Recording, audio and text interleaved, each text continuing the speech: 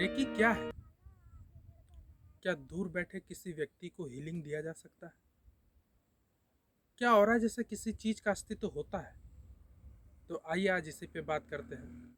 रूस के एक इलेक्ट्रिकल इंजीनियर हुए जिनका नाम था सेम्योन किरलेन। 1939 में उन्होंने एक हाई फ्रीक्वेंसी इलेक्ट्रोथेरेपी डिवाइस के डेमोन्स्ट्रेशन में हिस्सा लिया। इस डेमोन्स्ट्रेशन में उन्होंने देखा कि पेशेंट की स्किन से कुछ नियॉन पार्टिकल्स ग्लो कर रहे हैं, कुछ एनर्जी निकल रहा है। उन्हें इस नियॉन पार्टिकल्स के प्रति काफ़ी रुचि हुई और वे उसके तस्वीर लेने में जुट गए। उन्होंने वैसा ही एक डिवाइस अपने घर ले आया और उस पर एक्सपेरिमेंट करने लगे। करीब 10 वर्षों के अथक प्रयास के बाद उन्होंने 75 किलो हर्ट्ज फ्रीक्वेंसी पर काम करने वाला एक ऐसा डिवाइस बनाया जिससे किसी भी जीव से निकलने वाले इलेक्ट्रिक फील्ड एनर्जी का तस्वीर लिया जा सकता था।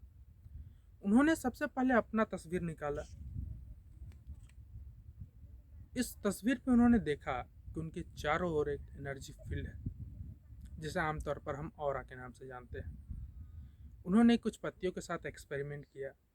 उन्होंने कुछ पत्तियां तोड़ी और कंटिन्यूअसली उसका तस्वीर लेते रहे। इस एक्सपेरिमेंट में उन्होंने देखा कि जैसे जैसे पत्ती मरता जा रहा है वैसे वैसे उस पत्ती का ऑरा क्षीण होता जा रहा है। अब अगर बात करें रेकी की, तो हर जीव से निकलने वाले इसी एनर्जी को जापान की संस्कृति में की कहा जाता है। इसी की से रेकी आया है। रेकी अर्थात यूनिवर्सल लाइफ फोर्स एनर्जी, वो एनर्जी जो हर जीव में जन्म से होती है और जब ये एनर्जी इस जीव को छोड़ देती है, त्याग कर देती है, तो व्यक्ति का मृत्यु हो जाता है। अलग अलग संस्कृतियों में इसे अलग अलग नामों से जाना गया है। जैसे हमारे भारतीय संस्कृति में इसे प्राण या प्राण ऊर्जा के नाम से जाना जाता है। चीन की संस्कृति में इसे ची के नाम से जाना जाता है। हिंदू फिलोसफी में इसे तेज या ब्रह्म तेज के नाम से जाना जाता है और जैन संस्कृति में इसे तेजोलेस्या के नाम से जाना जाता है। जब जब कभी किसी व्यक्ति में या किसी जीव में ये प्राण या प्राण ऊर्जा या रेकी कम होने लगती है, क्षीण होने लगती है या किसी कारण से डिस्टर्ब हो जाती है, तो व्यक्ति भांति भांति की बीमारियों से जूझने लगता है। ऐसे में रेकी प्रैक्टिशनर या रेकी मास्टर उस व्यक्ति में एनर्जी ट्रांसमिट कर उसे हीलिंग देते हैं।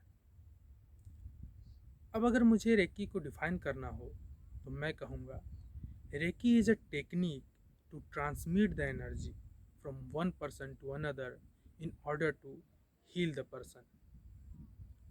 रेकी दूर से भी दिया जा सकता है और सामने उपस्थित होकर भी दिया जा सकता है। दूरी से रेकी के इफेक्टिवनेस में किसी प्रकार का कोई कमी नहीं आता है।